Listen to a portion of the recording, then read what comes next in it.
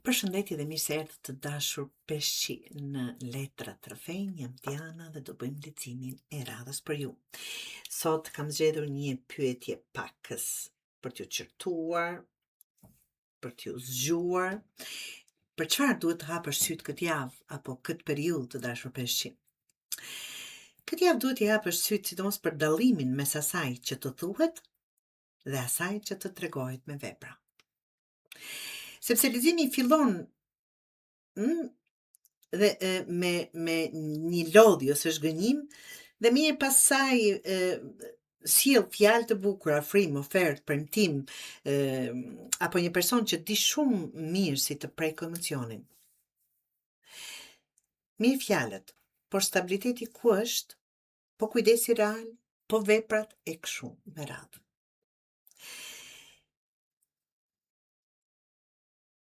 Ajo që duhet patur kujdes.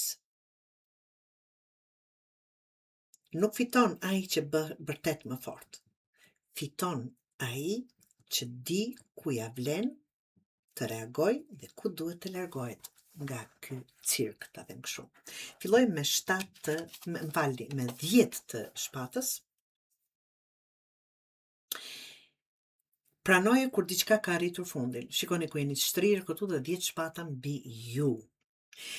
Kjo mund të jetë, ta them, mos e ringjall një situatë vetëm sepse nuk të pëlqen mënyra se si përfundoi. Kjo mund të jetë punë, bashkëpunim, marrëdhënie, miqësi, një plan ose një periudhë që të ka lodhur shumë. Dhe këtu ka një zakon shumë njerëzor. Kur diçka mbaron keq, ne duam ta rregullojmë jo domosdoshmërisht sepse duam ende, por sepse nuk duam që të mbetet ajo shije e keqe. Por jo çdo histori kërkon fund të bukur. Disa kërkojnë vetëm fund. Nëse një punë nuk funksionoi, merre mësimin, nxirr mësim nga ajo gjë. Nëse humbe para, mos u fut edhe më shumë vetëm që të rikuperosh të parat.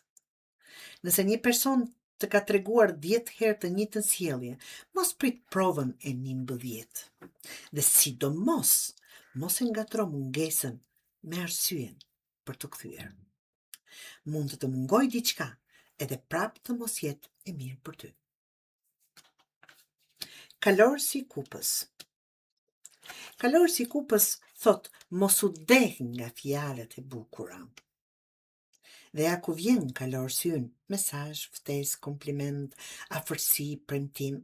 Dikush mund të vi shumë bukur këtë javë. Edhe në punë mund të dëgjosh, do shohim për rritjen e pagës, do bëjmë diçka më vonë, ti je shumë i rëndësishëm për ne, shumë mirë. Kur, sa, si. Kthej fjalët në pyetje konkrete. Në dashuri po njësoj, të kam menduar mirë, kam ndryshuar mirë, të dua edhe më mirë. Çfarë do bësh ndryshe? Kjo është pyetja. Se sidomos pas 10 të shpatës, kalorësi i kupës mund të jetë tundim për të besuar përsëri vetëm sepse dëgjon pikërisht atë që doje ta dëgjoje. Mos u bëj cinik, por as naiv. Dëgjo fjalët, pastaj shiko sjelljet. Mbretëresha e monedhës. E rregulloj jetën reale, jo vetëm ndjenjat, thot Letra. Kërete të zbret me njërë në tokë, sa para ke, sa po shpenzon, çfarë faturash ke, çfarë duhet rregulluar në shtëpi, çfarë ke lënë pas dore, si po e organizon javën, sepse nuk zgjidhet çdo problem duke analizuar emocionalisht. Ndonjëherë duhet të hapesh aplikacionin e bankës dhe të thuash, ku dreqin me ikën këto para, Nëse të hyn 20 dhe shpenzon 25, problemi nuk është e universi, është e matematika juaj. Nëse ke një pagesë të madhe përpara, fillo të kursesh tani. Nëse ke 10 punë për të bërë, shkruaj. Shtëpia është bërë në muj, mos prit motivimin hyjnor. Fillon nga një dhomë. Mbretëresha e monedhës thot, bëje jetën më të lehtë duke organizuar, jo duke u ankuar, se sa e rëndë është. Mbretëresha e kupës, kemi goxha mbretër këtu, mos e merr përsipër çdo emocion që hyn në dhomë. Tipike peshqit, apo jo? Këtu peshqit duhet i hapin mirë syt, sepse mund ta kuptosh shumë mirë kur dikush është keq. Është intuita juaj të dashur. Por fakti që e kupton nuk të bën përgjegjës për të rregulluar peshqi. Dikush është i mërzitur, nuk do të thotë automatikisht që ti i ke bërë diçka. Dikush ka problem, mund të dëgjosh pa e marrë problemin në shtëpi me vete. Dikush të tregon një histori të dhimbshme, ki dëmshuri, absolutisht, por mos i fal automatikisht sjelljet të këqija vetëm sepse e kupton pse është bërë ashtu. Kjo është shumë e rëndësishme. Të kuptosh arsyeën e sjelljes së dikujt nuk do të thotë se duhet ta pranosh sjelljen. Mund të thuash, e kuptoj pse e zemruar, por nuk të lejoj të më flasësh kështu. Kaq. Dëmshuria pa kufi të lodh peshqi. Absolutisht të lodh. 5 të shkopive.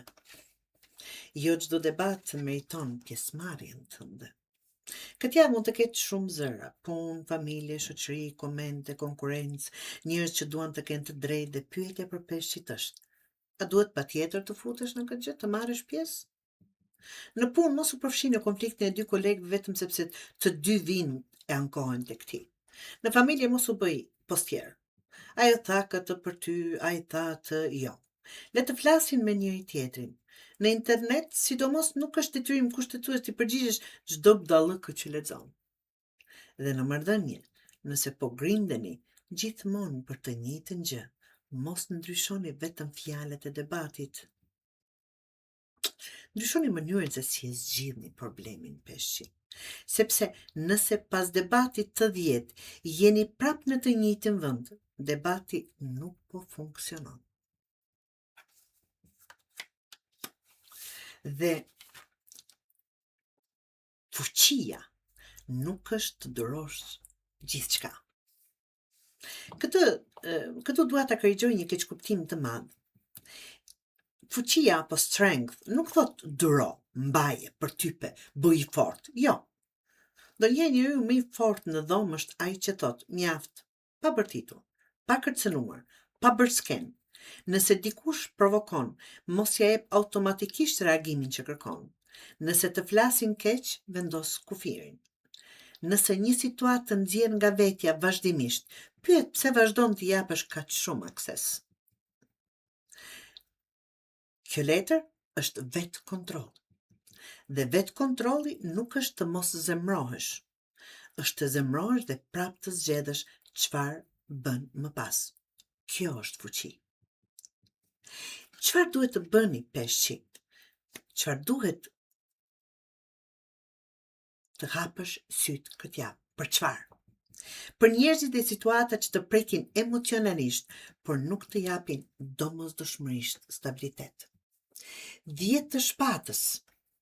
Çfarë ka përfunduar dhe ti ende po e tërheq pas vetes? Kalorësi kupës. Kush po të jep fjalë dhe sa prej tyre po i kthen në vepra, apo kush po të premton, ta them kështu.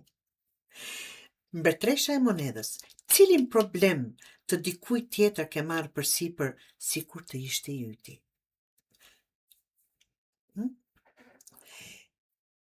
Apo kujdesesh për jetën praktike, paratë, shtëpinë dhe përgjegjësitë? Në cilin konflikt po harxhon energji pa fituar asgjë? Dhe fuqia apo strength, ku duhet të vendosësh kufi pa humbur kontrollin peshqi? Dhe qortimi im për ju është: mos e përdor zemrën e mirë si justifikim për të toleruar atë që mendja jote e ka kuptuar prej kohësh. Sepse mbretresha e kupës dhe mbretresha e monedhës së bashku janë shumë të bukura. Njëra thot ndjeje, tjetra thot shiko realitetin. Këtë javë të duhen të dyja. Pra si ti thuash po dikujt peshqi, është si detyrë shtëpie.